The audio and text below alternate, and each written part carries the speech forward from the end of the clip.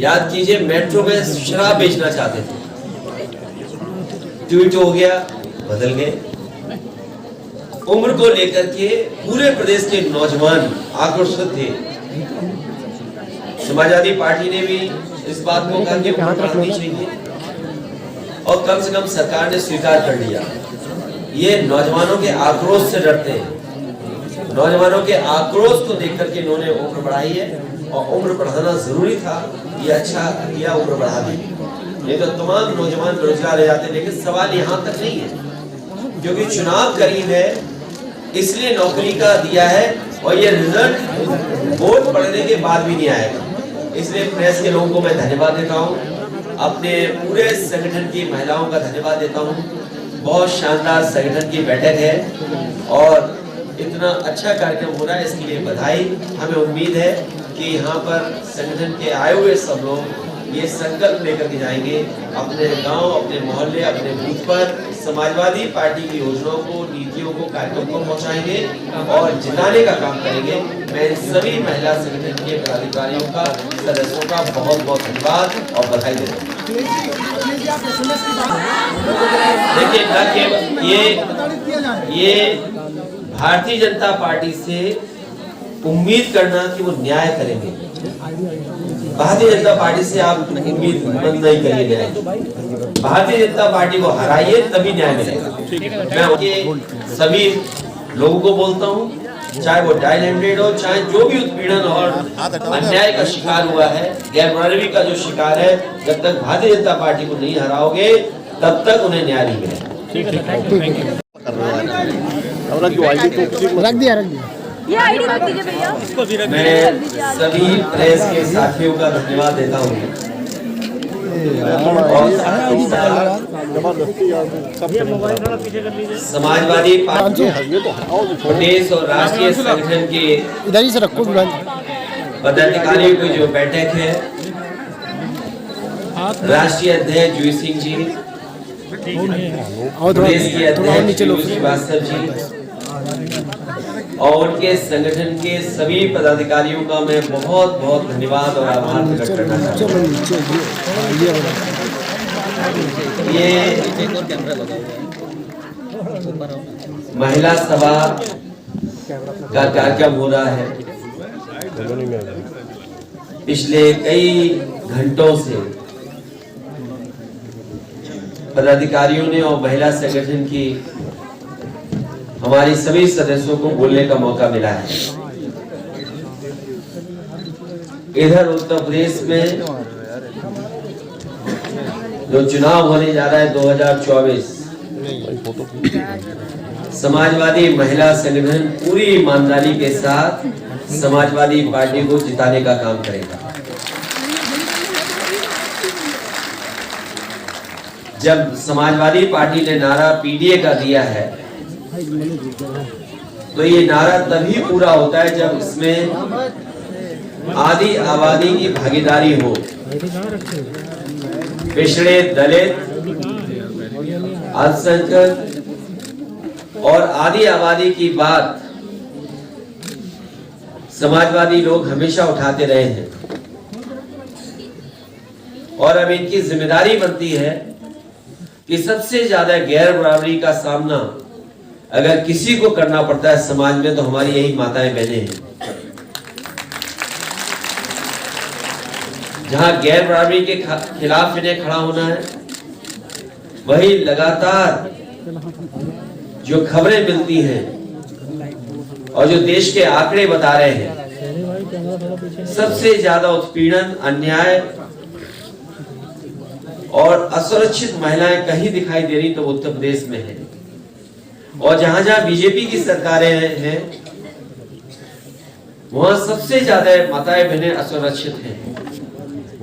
ये हमारी माताएं बहनें और संगठन के लोग, इन्हें मणिपुर याद है कि किस तरीके से वहां पर महिलाओं के साथ, बेटियों के साथ, बहनों के साथ व्यवहार हुआ है।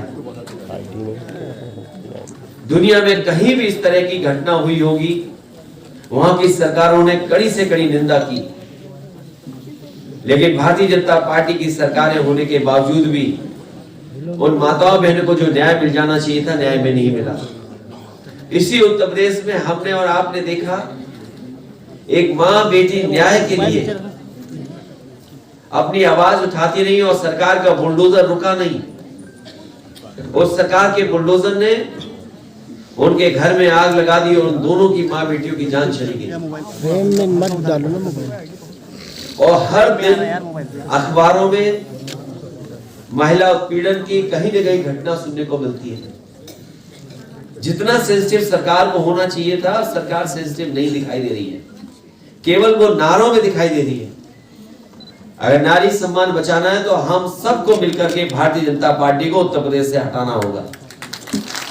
समाजवादियों ने अपनी सरकार में बहुत महत्वपूर्ण फैसले लिए, काम किए, जिसमें 1090 महिलाओं की सुरक्षा को लेकर के न केवल प्रदेशों की सरकारों ने उसकी तारीफ की थी, बल्कि सुप्रीम कोर्ट ने भी कहा कि इस तरह की व्यवस्था सबसे अच्छी व्यवस्था है जो महिलाओं को सुरक्षा दिला सकती है।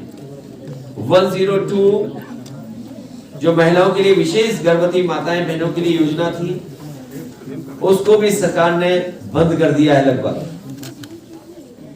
न्यूट्रिशन मिशन चल रहा था, जिसमें गर्भवती महिलाओं को, हमारी माताओं को पौष्टिक आहार मिलता था।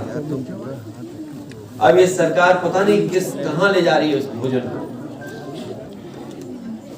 समाजवादी पेंशन 500 रुपए देने का काम शुरू हुआ था। समाजवादी सरकार बनी होती तो हमारी गरीब माताएं बहनों को 3000 रुपए पेंशन मिल रही होती। कहने को तो ये सरकार दावा करती है कि मध्य प्रदेश में और कई प्रदेशों में उन्होंने सरकारें इसलिए बनाई कि महिलाओं के लिए विशेष पेंशन योजनाएं चला रहे थे। वो समाजवादियों की मांग रहेगी और इस महिला सम्मेलन में हम लोग प्रस्ताव करेंगे कि जिस तरीके से समाजवादी पार्टी ने अपने घोषणा पत्र में कहा था और लिखा था कि 3000 रुपए महिलाओं को पेंशन मिलनी चाहिए। आने वाले समय में जब भी समाजवादियों को मौका मिलेगा, हम लोग 3000 रुपए महीना पेंशन देने का काम, समाजवादी पेंशन महिलाओं को देने का काम है। रानी लक्ष्मीबाई योजना से तमाम हमारी माताएं बहनें या किसी क्षेत्र में जो अच्छा काम करती थी, जो एग्जेम्पलरी काम होता था, उसमें उन्हें सम्मान देने का काम होता था। ये सरकार ने तमाम महिलाओं की योजनाएं बंद की हैं। आने वाले चुनाव में महिला संगठन पूरी ईमानदारी से जनता के बीच में जाएगा और समाजवादी पार्टी को जीत दिलाने में काम करते रहेंगे। समाजवादी पार्टी का ये महिला संगठन है और शॉर्ट फॉर्म में कहें तो ये SMS है। जैसे SOS होता है कभी कभी, ये समाजवादी महिला संगठन है। ये हर परिस्थिति में मुकाबला करने का काम करेगा। महिला खिलाड़ी अवार्ड वापस कर रही है बहुत सारी। मुझे दुख है इस बात का कि जो नारी बंधन, नारी सम्मान की बात कर रहे हैं, उन्हें पहलवान जो महिलाएं हैं, बेटियां, उनका दुख नहीं दिखाई देता है। पहले भी हम समाजवादियों ने कहा कि महिला पहलवानों के साथ हैं और महिलाएं के साथ कहीं भी अन्याय होगा, अगर किसी तरह की घटना होगी तो महिलाओं को न्याय दिलाने के लिए समाजवादी पार्टी उनके साथ है। सर चैनल एक साथ बोल रहे हैं, किसको बोलूं? सर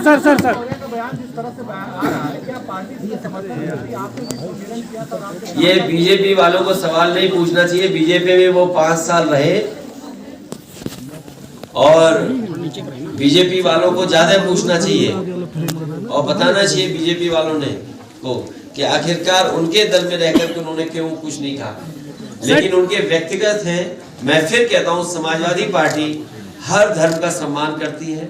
समाजवादी पार्टी हर धर्म का जैसा है वैसा स्वीकार करती है। सर, सीट शेयरिंग में इतनी देरी क्यों, जबकि और दल तैयारियों में लगे हुए हैं, आप लोग भी तैयारी कर रहे हैं? मैं जानता हूं, आपको पता है कि समाजवादी पार्टी पिछले कई दिनों से और यूं कहूं कई महीनों से, जिस समय सम्मेलन चल रहे थे, शिविर के आयोजन हो रहे थे, समाजवादी पार्टी लगातार तैयारी कर रही है लोकसभा के चुनाव के लिए। और गठबंधन जब बन जाएगा, 80 सीटें हराने का काम यही गठबंधन भारतीय जनता पार्टी को करेगा। और 80 सीटें हराओ, देश में भारतीय जनता पार्टी को हटाओ, संविधान बचाओ, लोकतंत्र बचाओ और नारी सम्मान बचाओ। सर प्रधानमंत्री में रहेंगे। अखिलेश जी 30 तारीख को प्रधानमंत्री अयोध्या में रहेंगे सर, वंदे भारत को हरी झंडी दिखाएंगे। देखिए, प्रधानमंत्री जी यहाँ से चुन करके जाते हैं और उत्तर प्रदेश में स्वाभाविक है वो आएंगे और इस तरह के कार्यक्रम कोई पहले नहीं हो रहे हैं। सरकार उनकी है, वो तो कार्यक्रम होंगे ही। और केवल वही नहीं, आपने देखा होगा कि भारतीय जनता पार्टी के बड़े बड़े नेता झाड़ू पकड़ करके झाड़ू लगा रहे हैं। केवल एक जगह झाड़ू लगने से सफाई हो जाएगी? पूरा उत्तर प्रदेश और पूरे उत्तर प्रदेश में जहां जहां स्मार्ट सिटी से लेकर ठीक है। अरे ऊपर तमाम वादे किए गए थे, वो अभी पूरे नहीं हुए हैं। हमें उम्मीद है कि भारतीय जनता पार्टी उन बातों पर भी विचार करेगी जो घोषणा पत्र में उन्होंने लिखा था। सर निमंत्रण को लेकर सवाल खड़े हो रहे हैं। किसान की आय दोगुनी होना और घर घर जो बेरोजगार बैठा है उसको रोजगार देने का काम कब होगा? सर अयोध्या जाएंगे, निमंत्रण को लेकर सवाल खड़े हो रहे हैं। भगवान, हम सब लोग उस परंपरा को मानते हैं और हमारे पूर्वज और हम लोगों के समाज में माना जाता है कि जब भगवान बुलाते हैं तभी दर्शन पाते हैं आप। बिना बुलाए कोई नहीं जाता। भगवान बुलाते हैं तो हम सब जाते हैं और ये भी हम जानते हैं कि भगवान कब किसका बुलावा दे दे, कब किसको बुला ले। सर आप जाएंगे सर, आपकी कोई तैयारी है? के समय भगवान के दर्शन करके ही निकलते हैं। सीढ़ी उतरते ही भगवान के दर्शन होते हैं। दरवाजा जैसे ही गेट खुलता है हमें भगवान के दर्शन होते हैं। तो आप बताओ कौन से भगवान के हमें दर्शन करने हैं? आजकल तो कैमरा सबसे बड़ा भगवान है, इसके भी दर्शन हो गए। प्रधानमंत्री के ट्वीट पर जवाब दिया है, मतलब ये कहा गया था मुख्यमंत्री की तरफ से 3 साल नौकरियों में समय सीमा बढ़ा दी गई। जयंत चौधरी ट्वीट किया कि हमारा बर्थडे गिफ्ट है। तो क्या बीजेपी की नजदीकियां बढ़ रही? बीजेपी तो ऐसा दावा कर रही है।